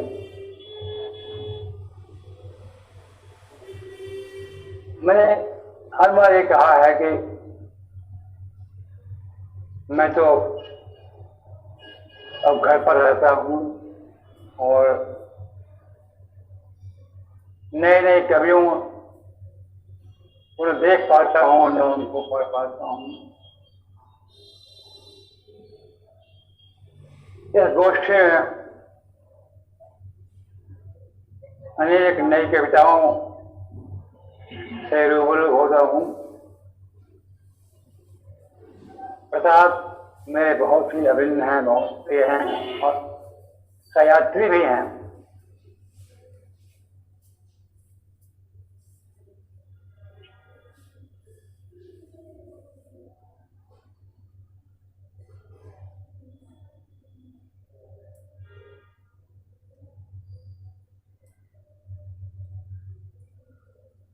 लेख लिखा था गुरु मित्र रामदर्श। तो प्रताप को भी पता होगा मैं गुरु मित्र ही कह रहा हूँ, और साथियों का। और बड़ी लंबी यात्रा हुई प्रताप के साथ हुई है। प्रताप के जब ओम जी ने कहा थे, मोहन थे, वो कितने लोग थे, अगवाक्ष की गोष्ठी होती थी। लेकिन बहुत दिनों से इनकी कविताओं को नहीं सुन पाया था। आज लगता है कि नए सिरे से इनको सुन रहा हूँ और बहुत अच्छी कविताएं। जैसे मैंने तमाम निर्जीव वस्तुओं पर कविताएं लिखी हैं, वैसे इन्होंने कबूतर पर, इस पर दो कविताएं लिखी हैं, अपने ढंग के हैं। ओम जी ने एक अच्छी बात कही है कि हर कविता अद्वितीय होती है। वो चाहे बहुत ऊंची हो, चाहे सामान्य हो, लेकिन अद्वितीय होती है। तो अच्छी कविता है जो। बिल्कुल बिल्कुल सही है कि स्वाति की गजलें अपनी थी, उनकी निजता थी, वो अपने आप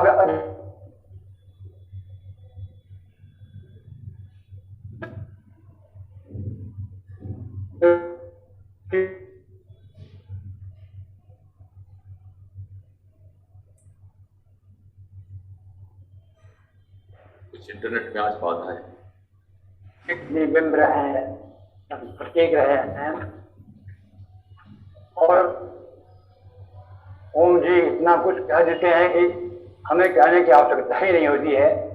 प्रताप सहगल ने जो बातें कही हैं उनके बारे में वो मैं कई बार कह चुका हूँ कि आज के दिन, आज के समय में ओम जी से बड़ा आवश्यक कोई नहीं है।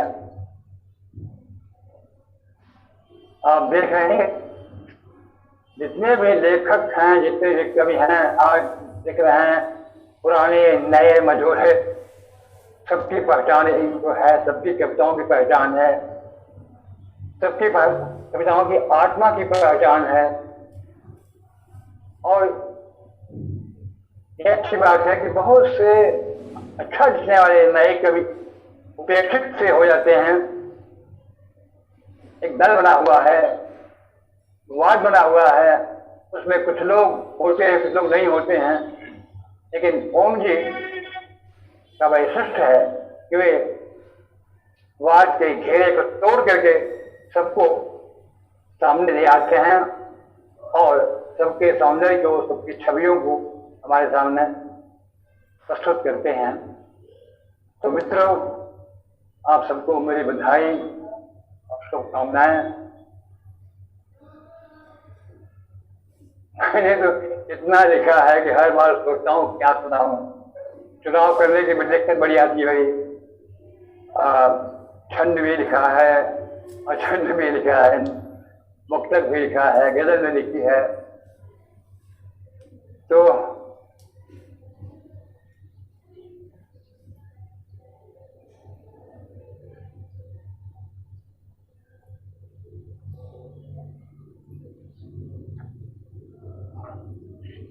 एक कविता है धर्म। जी जी। मैंने हवा से पूछा तुम्हारा धर्म क्या है। मैंने हवा से पूछा तुम्हारा धर्म क्या है। वो पगड़ी खिलखिलाती हुई भाग गई। वो पगड़ी खिलखिलाती हुई भाग गई और उसके स्पर्श से यहाँ से वहां तक तरह तरह के फूलों की एक लय बन गई। और उसके स्पर्श से यहाँ से वहां तक तरह तरह के फूलों की एक लय बन गई। मैंने पानी से पूछा तुम्हारा धर्म क्या है। मैंने पानी से पूछा तुम्हारा धर्म क्या है। वो कल कल कल कल करता हुआ छोटे बड़े सभी खेतों की ओर दौड़ चला। वो कल कल कल कल करता हुआ छोटे बड़े सभी खेतों की ओर दौड़ और चारों ओर हरियाली का उत्सव जा उठा। और चारों ओर हरियाली का उत्सव जा उठा। मैंने आंख से पूछा तुम्हारा धर्म क्या है। उसने एक बार मेरी ओर गुस्से से देखा। उसने एक बार मेरी ओर गुस्से से देखा। फिर रात के ठंडे सन्नाटे में खोए चूल्हे, अलाव, दिए और ठंडी आंखों में उष्मा की हंसी जलाती चली गई। फिर दिन रात के ठंडे सन्नाटे में खोए चूल्हे, अलाव, दिए और ठंड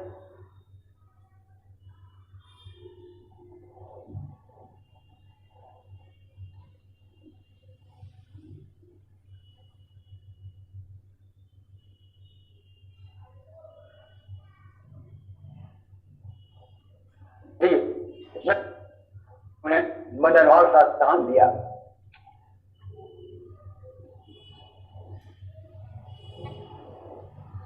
मैंने धरती से पूछा तुम्हारा धर्म क्या है।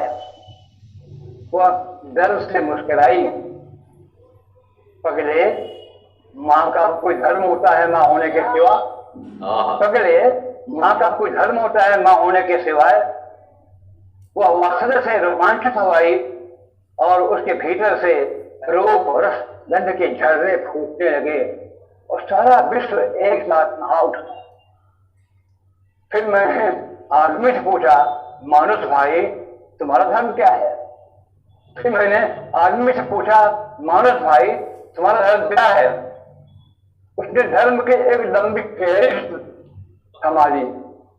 उसने धर्म की एक लंबी फेरिस्त टांग दी और हर धर्म एक दूसरे से कटा हुआ नफरत से गुर्राता और हर धर्म एक दूसरे से कटा हुआ नफरत से गुर्राता रहा। दूसरों की निंदा करता हुआ अपना गीत गाता रहा।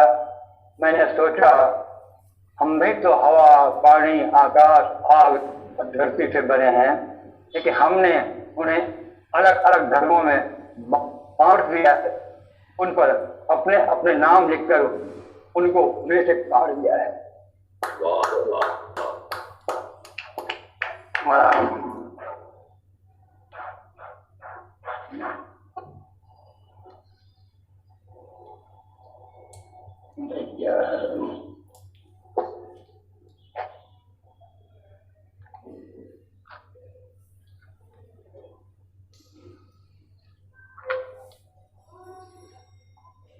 एक कविता पेड़, जी जी। अभी पेड़ पर मैंने कविता सुनी थी, बहुत अच्छी थी।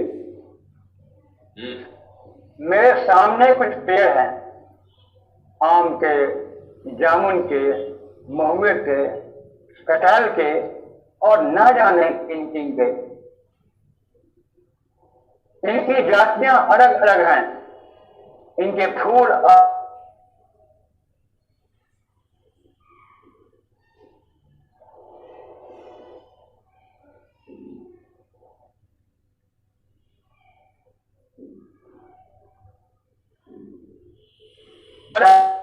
पेड़ है। फूलों से स्वयं अपना श्रृंगार नहीं, ये अपनी छां स्वयं नहीं ओढ़ते, नहीं अरे ये अपनी छां स्वयं नहीं ओढ़ते, ये अपने फूलों से अपना श्रृंगार नहीं करते, ये अपने फल स्वयं नहीं भोगते, इनकी छां में कोई भी सुस्ता सकता है। इनके फूलों की खुशबू किसी भी, इनके फूलों की खुशबू किसी भी खुली सांस में गुनगुना सकती है। इनके फलों पर किसी का नाम नहीं लिखा होता। जब जलती हुई आंधी आती है तब सभी मिलकर उसके खिलाफ बन जाते हैं। जब जलती हुई आंधी आती है तो सभी मिलकर उसके खिलाफ बन जाते हैं और क्रोध से बढ़ने लगते हैं। जब मस्त बरसात की हवा लहराती है तो सभी एक लय में तरंगित होते हुए एक दूसरे में समा जाते हैं। क्या बात। तो सभी एक लय में तरंगित होते हुए एक दूसरे में समा जाते हैं।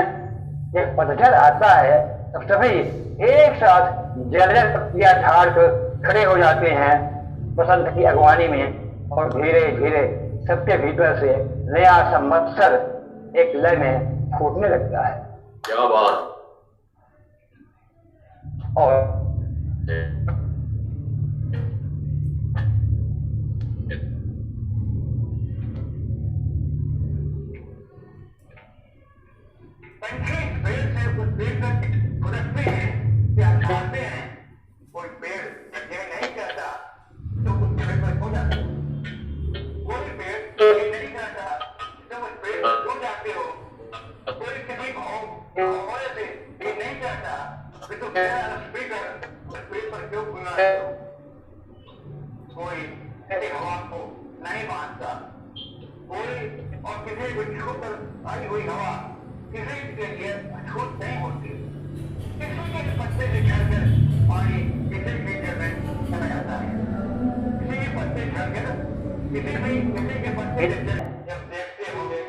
कोई पेड़ यह नहीं कहता तो किस घर घर पेड़ के अंधेरे में छिप जाता है। क्या हत्या तो देखते होंगे कि आदमियों के मौसम अलग अलग हैं, उनके लिए हवा अलग अलग है, आग अलग अलग है।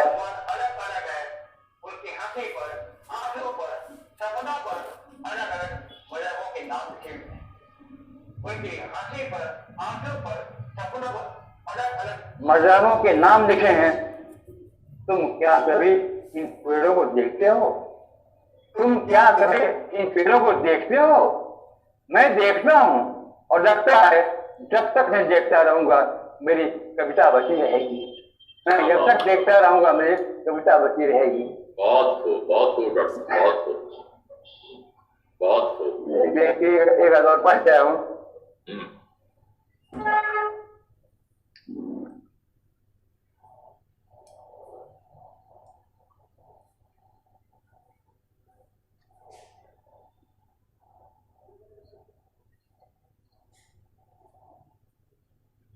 फिर आ गया कुआर, फिर आ गया कुआर, फिर कुआर आ गया और सरस्वती जी फिर नर्सिंग होम में पड़ी हैं, और सरस्वती जी फिर नर्सिंग होम में पड़ी हैं। आंगन में उनके द्वारा लगाया गया हर श्रृंगार रात भर महकता है। उनके द्वारा लगाया गया हर श्रृंगार रात भर महकता है और सुबह सुबह फूलों की बारिश कर देता है। पुकारता है सरस्वती जी को, कहाँ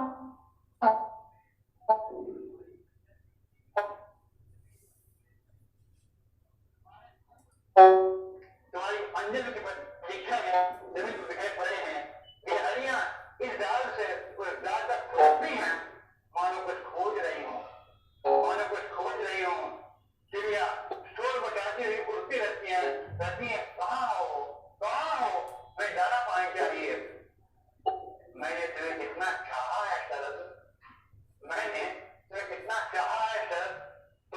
भीतर बसे न जाने कितनी छवियों और महकों के साथ। तुम तो मेरे भीतर बसे हो न जाने कितनी छवियों और महकों के साथ। भादों की ज्ञान अंधेरी रात से गुजरते हुए, भादों की ज्ञान अंधेरी रात से गुजरते हुए मुझे पुआर की उत्कट प्रतीक्षा रहती है। उस पुआर में समाई रहती है रामलीला की चहल पहल, दशहरे के मेले में व्याप नई गंध और ध्वनियों, रागमय गीतों के स्पंदित लहरें। पुआर की चिकनाती धूप भी अच्छी लगती है। पुआर की चिकनाती धूप भी अच्छी लगती है क्योंकि उसमें कार्तिक की हल्की हल्की गैरत धूप भरी समाई होती है। धूप में सूख रही होती है मक्के के लाल लाल मेरे फूल तुम्हारी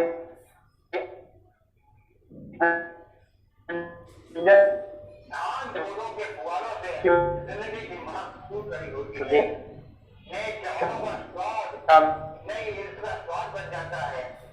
श्रृंगार के फूल झड़ने लगते हैं और सुबह उनके रूप और गंध से भीग जाती है। नदी नालों का जल से भर जाता है। किनारे किनारे काश की उज्जवल हंसी फैल जाती है चांदनी की। धीरे धीरे हवाएं नम होने लगती हैं। धीरे धीरे हवाएं नम होने लगती हैं और जुटे हुए खेतों की जीवन गंध व्याप्त होने लगती है गांव के सांसों में। और जुटे हुए खेतों की गंध, जीवन गंध व्याप्त होने लगती है गांव के सांसों में। नए बीज समाने लगते हैं उनमें जो जीवन की अभिलाषा की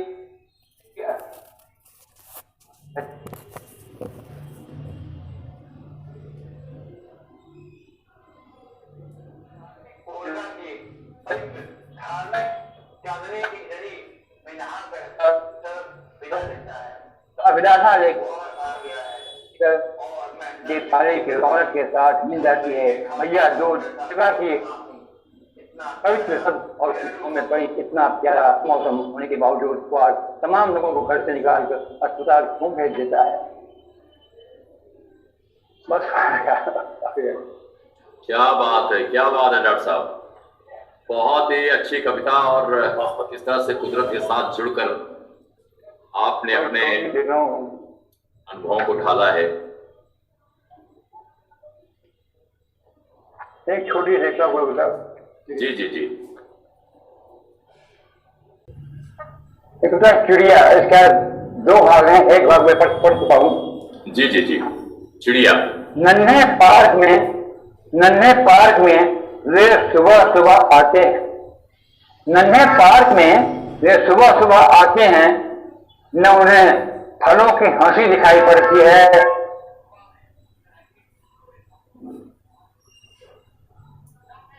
फलों की हंसी दिखाई पड़ती है, हवा में तरंगित पेड़ों का सम्मोहन, हवा में पत्थर की एक बेंच के तरंगित पेड़ पौधों का सम्मोहन करते हैं। पत्थर की एक बेंच के बाजरे के कुछ दाने सोचते हैं, चिड़िया आएंगी, दाने खाएंगी और तैयार करेंगी उनके लिए स्वर्ग की सीढ़ी, और तैयार करेंगी उनके लिए स्वर्ग की सीढ़ी। चलते समय उनके दाता हाथों में टकरा रहे होते हैं निकले हुए कुछ खिले फूल, लेकिन जब तक वे होते हैं चिड़िया नहीं आती। जब तक वे होते हैं चिड़िया नहीं दिखाई पड़ती। वे न जाने कहाँ छिपी होती हैं डरी हुई सी, न जाने वे कहाँ छिपी होती हैं डरी हुई से।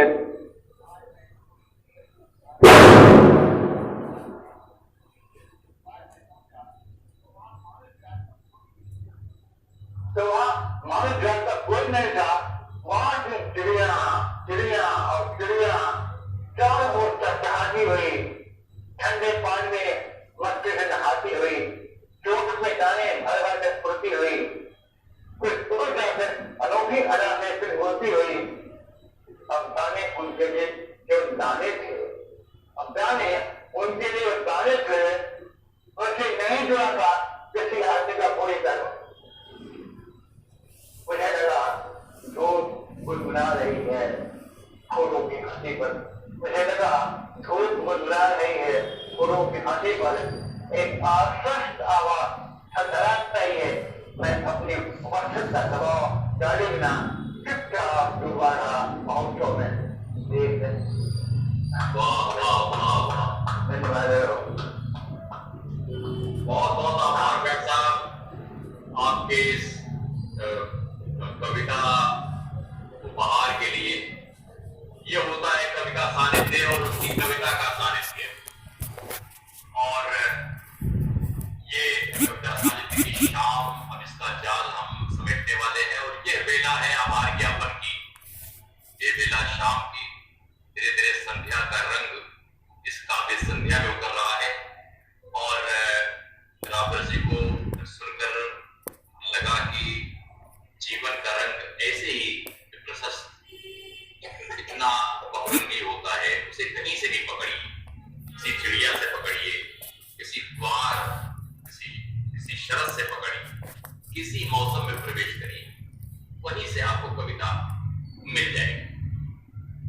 और इसलिए सच्चा कवि जो है वो जीवन का ध्यान लिखता है अपनी कविता में, वो कविता में कविता का ध्यान नहीं। तो ये वेला है आभार ज्ञापन की। प्रोफेसर स्मिता मिश्र जो इस कार्यक्रम की संयोजक हैं, उनसे आग्रह है कृपया वे आए और आभार ज्ञापित करें। डॉक्टर स्मिता मिश्र है, स्वागत। आभार जी, माफ कीजिएगा जी। आज की ये जो संस्करण है, ये संस्करण ओम जी के स्वास्थ्य की जो नासाजी थी उसके कारण थोड़ा सा मुझे संकट लग रहा था, लेकिन ये कविता का चमत्कार है, ओम जी का चमत्कार है कि हम बिना इसको रोके हुए अबाध रूप से आज मिल रहे हैं। स्वाति जी सबसे कम उम्र की शायरा, कवित्री और बेख्याली, नाउमीदी, नापरस्ती सच्ची कह करके इंतजार कि ये जो सोचना है कि इंतजार सिला देता है, उस पर प्रश्न चिन्ह खड़ा करती हैं कि फूल तो सूख जाते हैं इंतजार करते हुए। तो वे बार बार एक दार्शनिकता अपनी कविता में कह रही हैं। ललित मोहन जोशी जी सुदूर लंदन में बैठे हुए लखनऊ और इलाहाबाद के नॉस्टैल्जिया, उन शहरों की मोहब्बत से कहीं ना कहीं अपनी मोहब्बत को याद कर रहे हैं, और हम सब कहीं ना कहीं अपने अतीत से, उन शहरों से, उन मोहब्बतों से, उन आत्मीय संस्मरणों को याद करते हैं। तो मुझे लगता है कि हम सब इन कविताओं के माध्यम से अपनी अपनी उन नॉस्टैल्जिया में गए हैं। स्पंदन की बात हो, लखनऊ की बात हो, इलाहाबाद शहरों को याद किया आपने, और एकांत होना चाहा। इस सारी स्मृतियों को साथ में लेकर के आप एकांत होना चाहते हैं। श्रद्धेय प्रताप सहगल जी, नचिकेता के आत्मज्ञान को तलाशने का प्रयास, जंगल, दलदल, भारत, वियतनाम, न जाने कहाँ कहाँ आपने ये जो तलाश की है, और आपने बताया ये 50 साल पुरानी उस रचनाकार की है जिसने अपने समय, अपनी राजनीति, समाज के उन प्रश्नों को तलाशने की कोशिश की मिथकों के माध्यम से, बहेली और कबूतर के माध्यम से संबंधों के अविश्वास को व्यक्त किया। और आपने एक कविता यहाँ पे बारिश में बच्चा, यहाँ पे आपने बात की। पापा ने भी, पापा के तो एक काव्य संग्रह ही पूरा बारिश में भीगते बच्चे हैं। ओम जी, साहित्य कितनी तरह की आंख देता है, अद्भुत वाक्य था। मुझे लगता है कि मैं इस बात को अपने अध्यापन में बारंबार इस्तेमाल करूंगी, प्रयोग करूंगी, और किसी की नींद में, किसी के जागरण में, किसी की चिर प्रतीक्षा में, किसी के शरण में बहुत मर्म स्पर्शी गीत और किसी का पुण्य फल हूँ मैं, तो मुझे लगता है हमारे इस कार्यक्रम के तो आप पुण्य फल है ही। आपके भरोसे ये कार्यक्रम इतने महीनों से निरंतर रूप से चल रहा है। मैं पापा की इस एक कविता से समापन करना चाहूंगी। बारिश में भीगते बच्चे, प्रताप सहगल अंकल की उस कविता से मैं जोड़ते हुए, जो कि लगभग 18 साल पहले और इसी मौसम में, इसी महीने में 24 सितंबर 1993 में लिखी गई थी। बारिश में भीगते बच्चे, इतनी झपटदार घनी बारिश में तुम छाता तान कर निकले हो तो, इतनी झपटदार घनी बारिश में तुम छाता तान कर निकले हो तो छाते को तो उलटना ही था। इस बारिश से बचने के दो ही रास्ते हैं दोस्त, इस बारिश से बचने के दो ही रास्ते हैं दोस्त, या तो मुक्त मन से उसके साथ हो लो, या तो मुक्त मन से उसके साथ हो लो, या घर से निकलो ही नहीं। उसके नीचे आकर अपने को बचाने के चक्कर में ना बच पाओगे ना उसका सामना कर पाओगे। वाह। मैंने उधर इशारा किया जिधर बच्चे बारिश में भीगते हुए उससे खेल रहे थे और उन पर गिरती बूंद बूंद उनमें नई चमक भर दे रही थी। तो ये पापा की एक कविता, और इसके माध्यम से मैं अब हमारे जो मांगलिक प्रारंभ करने वाले वेद जी हैं उनका मैं आभार प्रकट करती हूँ, और जितने हमारे कवि यहाँ शायर उपस्थित हुए हैं उन सबका मैं आभार प्रकट करती हूँ। इसमें मेरा एक निजी सुख और निजी स्वार्थ यह होता है कि पिछले 1.5 साल से हमारे घर की जो चहल पहल है, जो सुबह से लेकर शाम तक माता पिता के पास लोगों का, कवियों का, आत्मियों का जो आना जाना लगा रहता था, वो बंध गया है। कुछ मैंने भी बांध दिया है माता पिता के स्वास्थ्य को लेकर के। तो मेरा स्वार्थ यहाँ पे इतना बड़ा है कि मैं अपने विद्यार्थियों के माध्यम से, ओम जी के माध्यम से, वेद जी के माध्यम से उस चहल पहल को, उस कविता की उपस्थिति को कोशिश करती हूँ कि माता पिता तक पहुँचा सकूँ, और पिता के लिए साहित्य कविता तो संजीवनी है, तो माता पिता को स्वस्थ रख सकूँ, ये मेरा एक निजी स्वार्थ है। और इस स्वार्थ के चलते आप सब लोग मेरे इसमें सहयोग दे रहे हैं, मैं आप सबका आभार करती हूँ। खालसा कॉलेज के स्पोर्ट्स इकोनॉमिक्स मार्केटिंग और वेब जर्नलिज्म विभाग के जो हमारे एलुमनाई है उन सब की ओर से मैं आप सबका स्वागत करती हूँ, और अगले रविवार को मिलने की प्रतीक्षा में रत रहूंगी। शुक्रिया जी, बहुत बहुत धन्यवाद आज के कवियों को, ललित मोहन जोशी, स्वाति जी, प्रताप सहगल जी और स्मिता जी, और सर्वोपरि डॉक्टर रामदर्श मिश्र जी, हमारे वेद जी को हमारी ओर से भी बहुत बहुत आभार। और अगले रविवार को फिर ऐसे ही कुछ अनूठे कवियों के साथ हम यहाँ फिर मिलेंगे। धन्यवाद, विदा, अभिवादन।